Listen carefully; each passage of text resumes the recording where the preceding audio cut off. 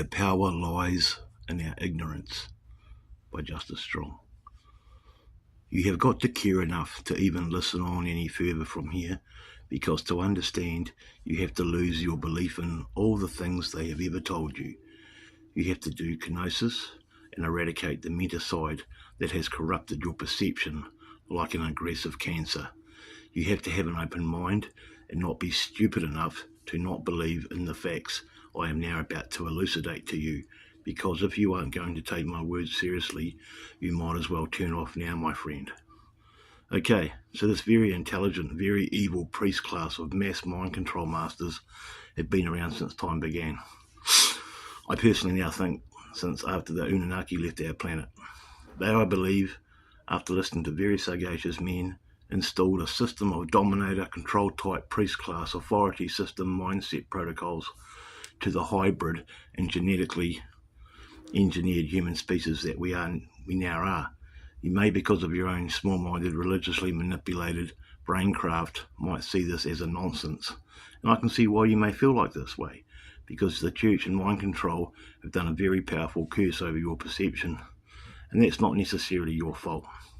But if you do the research and have an open mind, you may come to realise that what ancient cultures from all over the world left on caves and on scrolls and in carvings and on parchment are not, as the historians like to tell us, just myths. I think they do this to keep us in the dark about our amazing potential and powers of greater consciousness I feel we all have inside us, if we are clever enough and brave enough to tap into and tease out of ourselves. They obviously want total control over our perception, thus leading to our enslavement. The mastermind controllers, the ego-driven Satanists who are conducting their orchestra of our lives, are aware that if we were to discover that our race was genetically modified, and that we were to realise this and know that our potential is far greater than we can imagine, would start to feel somewhat fragile and would realise that we could combat their lies and destroy their illusions of royalty, that we could start thinking for ourselves and totally loosen their stranglehold on our freedoms.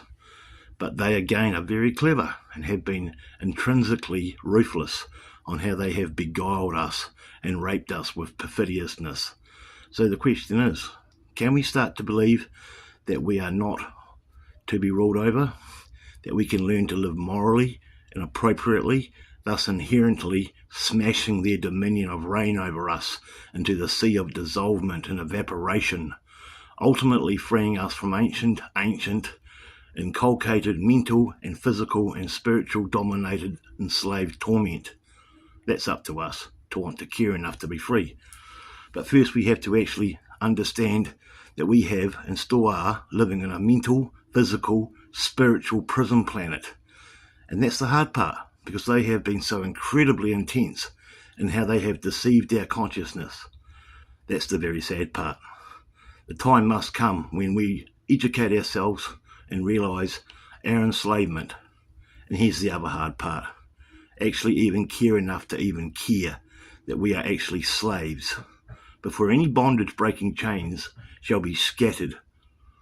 Government is slavery. Let's end it.